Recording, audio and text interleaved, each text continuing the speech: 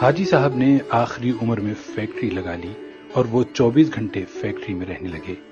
وہ 16 سے 18 گھنٹے دفتر میں کام کرتے تھے اور جب تھک جاتے تھے تو فیکٹری کے گیسٹ ہاؤس میں سو جاتے تھے۔ حاجی صاحب کے مزاج کی یہ تبدیلی سب کے لیے حیران کن تھی۔ وہ 30 برس تک دنیا داری، کاروبار اور روپے پیسے سے الگ تھلگ رہے تھے۔ انہوں نے یہ عرصہ عبادت اور ریاضت میں گزارا تھا اور اللہ تعالیٰ نے انہیں اس ریاضت کا بڑا خوبصورت صلہ دیا تھا۔ وہ اندر سے روشن ہو گئے تھے۔ وہ صبح 8 بجے اپنی بیٹھک کھولتے تھے اور رات گئے تک ان کے گرد لوگوں کا مجمع رہتا تھا۔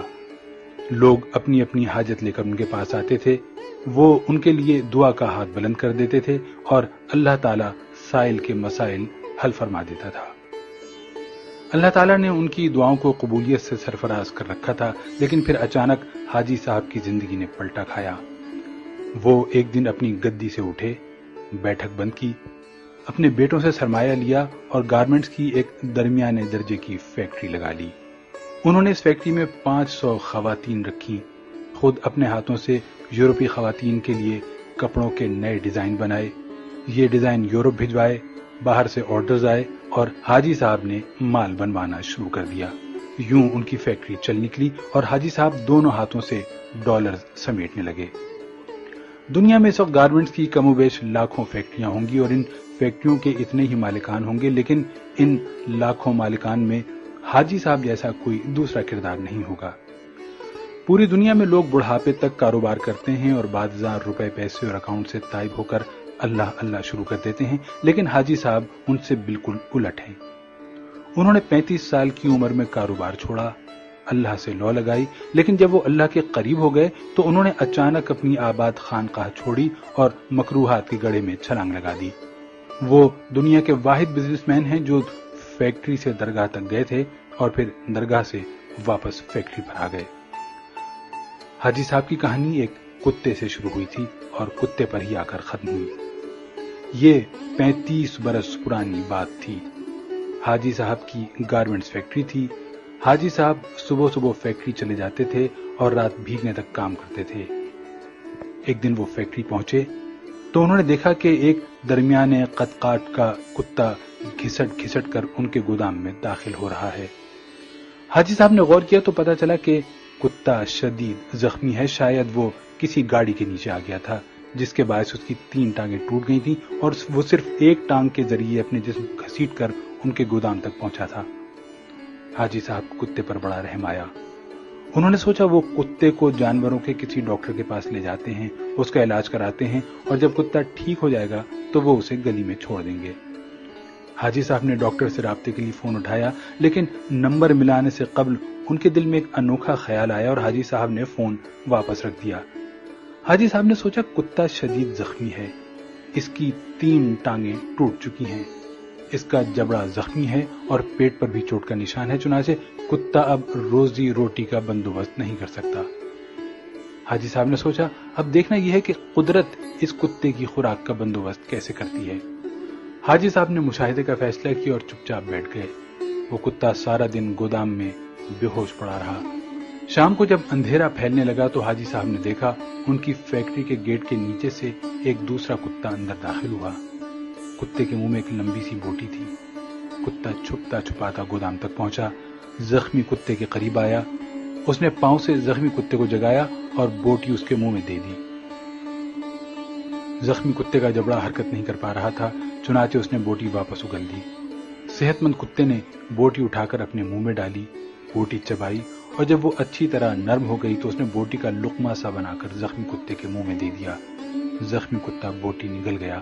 اس کے بعد وہ کتا گودام سے باہر آیا، اس نے پانی کے حوض میں اپنی دم گیلی کی، واپس گیا اور دم زخمی کتے کے منہ میں دے دی۔ زخمی کتے نے صحت مند کتے کی دم چوس لی۔ صحت مند کتا اس کارروائی کے بعد اطمینان سے واپس چلا گیا۔ حاجی صاحب مسکرا پڑے۔ اس کے بعد یہ کھیل روزانہ ہونے لگا۔ روز کتا آتا، زخمی کتے کو بوٹی کھلاتا، پانی پلاتا اور چلا جاتا۔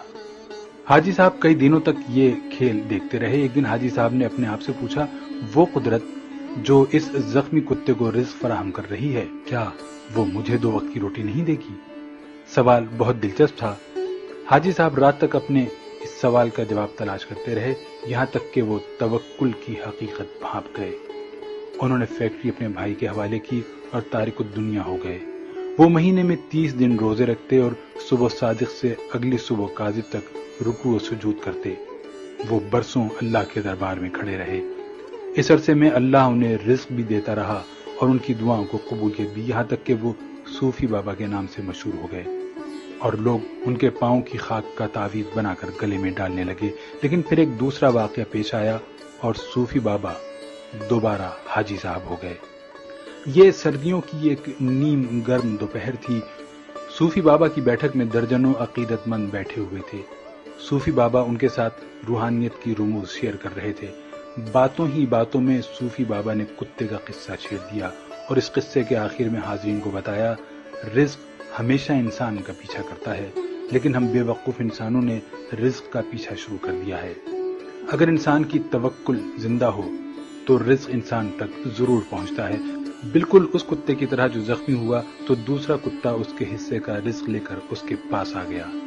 میں نے اس زخمی کتے سے توکل سیکھی، میں نے دنیا داری ترک کی اور اللہ کی راہ میں نکل آیا۔ آج اس راہ کا انعام ہے، میں آپ کے درمیان بیٹھا ہوں۔ ان 30 برسوں میں کوئی ایسا دن نہیں گزرا جب اللہ تعالیٰ نے کسی نہ کسی وسیلے سے مجھے رزق نہ دیا ہو یا میں کسی رات بھوکا سویا ہوں۔ میں ہمیشہ اس زخمی کتے کو تھینک یو کہتا رہتا ہوں جس نے مجھے توکل کا سبق سکھایا تھا۔ صوفی بابا کی محفل میں ایک نوجوان پروفیسر بھی بیٹھا تھا۔ پروفیسر نے جینز پہن رکھی تھی اور اس کے کان میں MP3 کا ایئر فون لگا ہوا تھا۔ نوجوان پروفیسر نے ایئر فون اتارا اور قہقہ لگا کر بولا، صوفی بابا، ان دونوں کتوں میں افضل زخمی کتا نہیں تھا، بلکہ وہ کتا تھا جو روز شام کو زخمی کتے کو بوٹی چبا کر کھلاتا تھا اور اپنی گیلی دم سے اس کی پیاس بجھاتا تھا۔ کاش آپ نے زخمی کتے کے توکل کے بجائے صحت مند کتے کی خدمت، قربانی اور ایثار پر توجہ دی ہوتی تو آج آپ کی فیکٹری 500-600 لوگوں کا چولہا جلا رہی ہوتی۔ صوفی بابا کو پسینہ آ گیا۔ نوجوان پروفیسر بولا، صوفی بابا، اوپر والا ہاتھ نیچے والے ہاتھ سے افضل ہوتا ہے۔ وہ صحت مند کتا اوپر والا ہاتھ تھا جبکہ زخمی کتا نیچے والا۔ افسوس، آپ نے نیچے والا ہاتھ تو دیکھ لیا لیکن آپ کو اوپر والا ہاتھ نظر نہیں آیا۔ میرا خیال ہے کہ آپ کا یہ سارا تصوف اور سارا توکل خود غرضی پر مبنی ہے، کیونکہ ایک سخی بزنس مین 10,000 نکمے اور بے ہنر درویشوں سے بہتر ہوتا ہے۔ نوجوان اٹھا، اس نے سلام کیا اور بیٹھک سے نکل گیا۔ حاجی صاحب نے 2 رکعت نفل پڑھے، بیٹھک کو تالا لگایا اور فیکٹری کھول لی۔ وہ اب عبادت بھی کرتے ہیں اور کاروبار بھی۔